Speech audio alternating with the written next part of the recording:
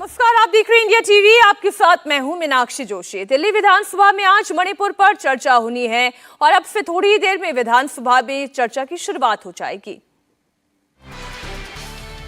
अरविंद केजरीवाल सीधे प्रधानमंत्री मोदी को चुनौती देने की कोशिश में है।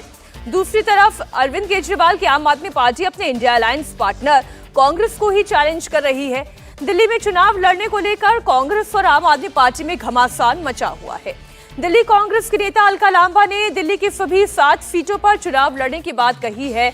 इससे आम आदमी पार्टी इतनी खफा हुई कि इंडिया गठबंधन की अगली बैठक में जाने पर ही सवाल उठा दिए। इससे बैकफुट पर आई कांग्रेस ने अलका लांबा के बयान से किनारा कर लिया। दिल्ली कांग्रेस प्रभारी दीपक बाबरिया ने साफ साफ कहा कि अलका लांबा ने जल्दबाजी में बयान दिया है और ये कांग्रेस का ऑफिशियल स्टैंड नहीं है।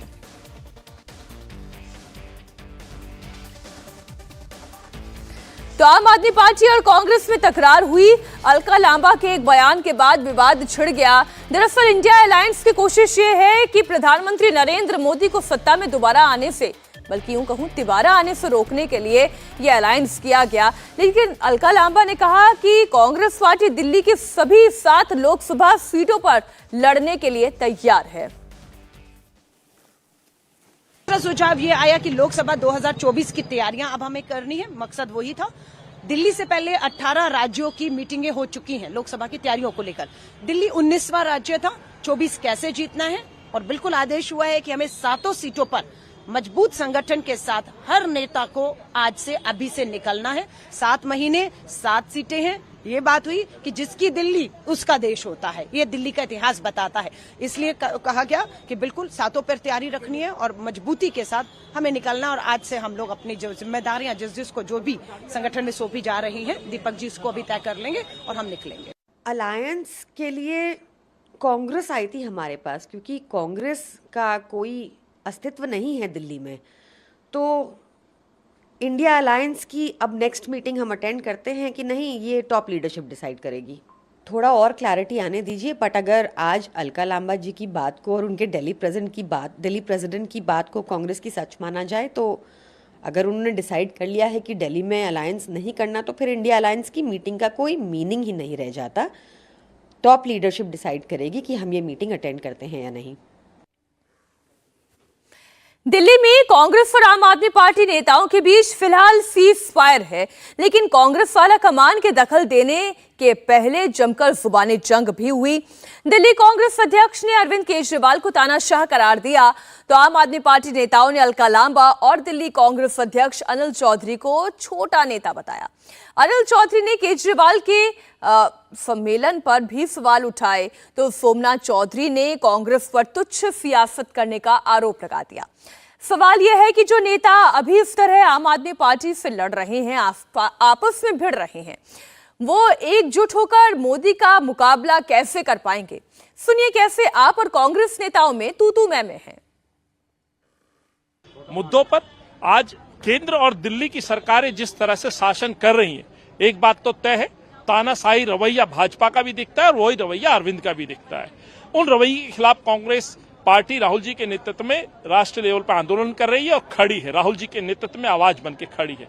तो उनका अनुसरण करते हुए कांग्रेस के नेताओं ने एक प्रण लिया है, हर जन विरोधी नीति का विरोध कांग्रेस पार्टी करती आई है, हम उसका विरोध करेंगे। अरविंद से सवाल पूछेंगे कि दलितों के साथ या माइनॉरिटी के साथ अन्याय क्यों।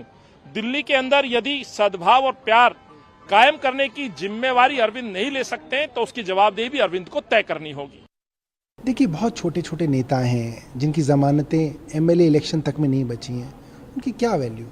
अनिल चौधरी और अलका लांबा ने दोनों की जमानत कहाँ बची, दोनों की ही नहीं बची। दोनों की मिला लो तो भी नहीं जीतेंगे। देखिए, ये सारी की सारी चीज़ें ना बड़े बड़े पीएसी के लेवल की चीज़ें हैं। हमारी पॉलिटिकल अफेयर्स कमेटी है, वो चर्चा करेगी, निर्णय करेगी। जब इंडिया के सभी घटक दल बैठेंगे, सीट शेयरिंग पे चर्चा करेंगे, सब पार्टियों के राष्ट्रीय नेतृत्व आमने सामने बैठ के इस पे चर्चा करेंगे, तब पता चलेगा कौन सी पार्टी को कौन सी सीटें मिलती हैं। ये तो बहुत आगे की बात है। दरअसल कल दिल्ली में लोकसभा चुनाव की तैयारियों की समीक्षा के लिए कांग्रेस अध्यक्ष मल्लिकार्जुन खड़गे ने बैठक बुलाई थी और इसमें राहुल गांधी भी मौजूद थे। 3 घंटे तक चली इस बैठक में दिल्ली कांग्रेस नेताओं का फीडबैक लिया गया और उन्हें चुनाव के लिए तैयारी करने को कहा गया। इसके बाद अलका लांबा ने ऐसा बयान दिया कि बवाल मच गया। आप नेताओं की इंडिया गठबंधन की अगली बैठक में न जाने की धमकी देने पर कांग्रेस आलाकमान ने दिल्ली के नेताओं की आनंद फानन में दोबारा बैठक बुलाई, लेकिन मामले की गंभीरता को देखते हुए दूसरे राउंड की बैठक के पहले ही दिल्ली कांग्रेस प्रभारी मीडिया के सामने आए और कहा कि अलका लांबा का बयान पार्टी का आधिकारिक स्टैंड नहीं है। मैंने साफ शब्दों में कहा था कि आज की मीटिंग में इलेक्शन के बारे में कोई चर्चा नहीं हुई है, ये गठबंधन के बारे में भी कोई चर्चा नहीं हुई है। मैंने वो भी एक स्पष्टता दी थी कि ये गठबंधन के बारे में जो कुछ भी चर्चा होगी, इंडिया के बारे में होगी, वो खड़गे साहब के लेवल पे AICC अध्यक्ष के जो है उसकी जुरिस्डिक्शन में है। उसके बारे में कोई भी व्यक्ति बयान देने के लिए भी अधिकृत नहीं है। आपके सामने जिन्होंने भी बयान दिया है उन्होंने मुझको सब स्पष्टता दी कि मैंने तो ऐसा कोई बयान नहीं दिया था, मगर फिर भी जो है इफ एनीबडी इज गिविंग, हमारे कोई जो है रूटीन में जो आपकी डिबेट में आते हैं कोई प्रवक्ता है, तो आप मीडिया के साथियों को भी समझना चाहिए कि they are not the competent people to make comment on such a big issue. और उसके कोई किसी ने कोई जल्दबाजी में कोई बयान दे दिया हो, उसका खुद का इंटरप्रिटेशन कर दिया हो, तो उसको मीडिया भी चलाने लगे। स्पष्ट होता है कि वो भी कोई ना कोई पार्टी को मदद करने के लिए। आम आदमी पार्टी को जो है मैं समझ रहा हूँ कि बहुत इमेच्योर लोग वहाँ बैठे हुए लगते हैं मुझको। किसी प्रकार का मीडिया के बयान से वो इतने बड़े डिसीजन लेना चाहते हैं तो शायद ईश्वर भी उसको नहीं बचा पाएंगे। इंडिया टीवी हर वक्त हर जगह डाउनलोड करने के लिए सर्च करें India TV news Google play store या ऐप स्टोर पर।